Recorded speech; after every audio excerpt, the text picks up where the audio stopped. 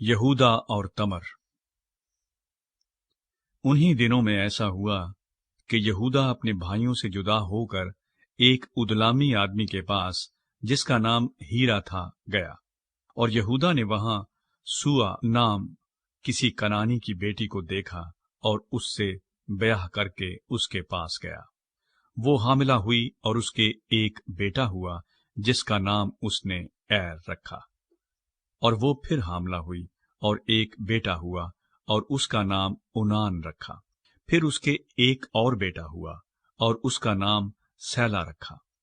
और यहूदा कजीब में था जब इस औरत के ये लड़का हुआ। और यहूदा अपने पहलौठे बेटे ईर के लिए एक औरत ब्याह लाया, जिसका नाम तमर था। और यहूदा का पहलौठा बेटा ईर खुदावंद की निगाह में शरीर था, सो खुदावंद ने उसे हलाक कर दिया। तब यहूदा ने उनान से कहा कि अपने भाई की बीवी के पास जा और देवर का हक अदा कर, ताकि तेरे भाई के नाम से नस्ल चले। और उनान जानता था कि ये नस्ल मेरी न कहलाएगी। सो यूं हुआ कि जब वो अपने भाई की बीवी के पास जाता तो नुतफे को जमीन पर गिरा देता था कि मुबादा उसके भाई के नाम से नस्ल चले। और उसका ये काम खुदावंद की नजर में बहुत बुरा था, इसलिए उसने उसे भी हलाक किया। तब यहूदा ने अपनी बहू तमर से कहा कि मेरे बेटे सैला के बालिग होने तक तू अपने बाप के घर बेवा बैठी रह, क्योंकि उसने सोचा कि कहीं ये भी अपने भाइयों की तरह हलाक न हो जाए। सो तमर अपने बाप के घर में जाकर रहने लगी। और एक अरसे के बाद ऐसा हुआ कि सुआ की बेटी, जो यहूदा की बीवी थी, मर गई।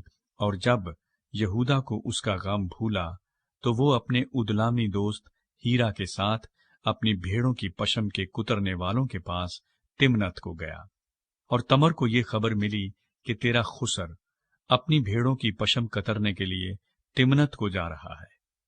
तब उसने अपने रंडापे के कपड़ों को उतार फेंका और बुर्का ओढ़ा और अपने को ढांका और ऐनीम के फाटक के बराबर, जो तिम्नत की राह पर है, जा बैठी, क्योंकि उसने देखा कि सैला बालिग हो गया, मगर ये उससे ब्याही नहीं गई। यहूदा उसे देखकर समझा कि कोई कसबी है, क्योंकि उसने अपना मुंह ढांक रखा था। सो वो रास्ते से उसकी तरफ को फिरा और उससे कहने लगा कि जरा मुझे अपने साथ मुबाशरत कर लेने दे, क्योंकि इसे बिल्कुल नहीं मालूम था कि वो इसकी बहू है। उसने कहा, तू मुझे क्या देगा ताकि मेरे साथ मुबाशरत करे? उसने कहा, मैं रेवड़ में से बकरी का एक बच्चा तुझे भेज दूंगा। उसने कहा कि उसके भेजने तक तू मेरे पास कुछ रहन कर देगा? उसने कहा, तुझे रहन क्या दूं? उसने कहा, अपनी मोहर और अपना बाजूबंद और अपनी लाठी, जो तेरे हाथ में है।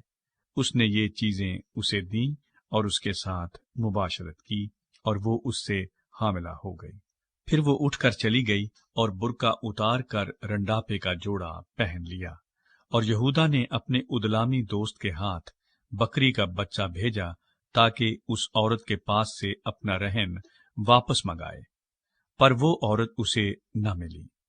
तब उसने उस जगह के लोगों से पूछा कि वो कसबी, जो ऐनीम में रास्ते के बराबर बैठी थी, कहाँ है?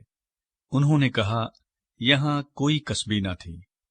तब उसने यहूदा के पास लौटकर उसे बताया कि वो मुझे नहीं मिली, और वहां के लोग भी कहते थे कि वहां कोई कसबी नहीं थी।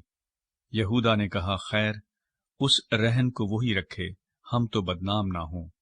मैंने तो बकरी का बच्चा भेजा, पर वो तुझे नहीं मिली। और करीबन 3 महीने के बाद यहूदा को ये खबर मिली कि तेरी बहू तमर ने जना किया और उसे छिनाले का हमल भी है। यहूदा ने कहा कि उसे बाहर निकाल लाओ कि वो जलाई जाए। जब उसे बाहर निकाला तो उसने अपने खुसर को कहला भेजा कि मेरे उसी शख्स का हमल है जिसकी ये चीजें हैं।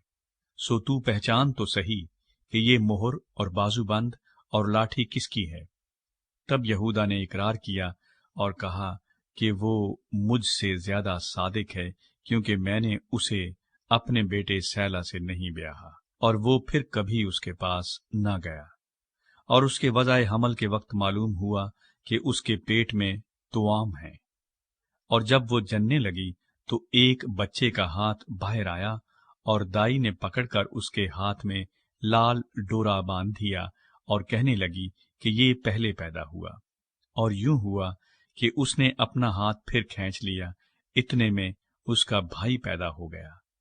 تب وہ دائی بول اٹھی کہ تو کیسے زبردستی نکل پڑا، سو اس کا نام فارس رکھا گیا۔ پھر اس کا بھائی جس کے ہاتھ میں لال ڈورا بندھا تھا پیدا ہوا، اور اس کا نام زارا رکھا گیا۔ یوسف اور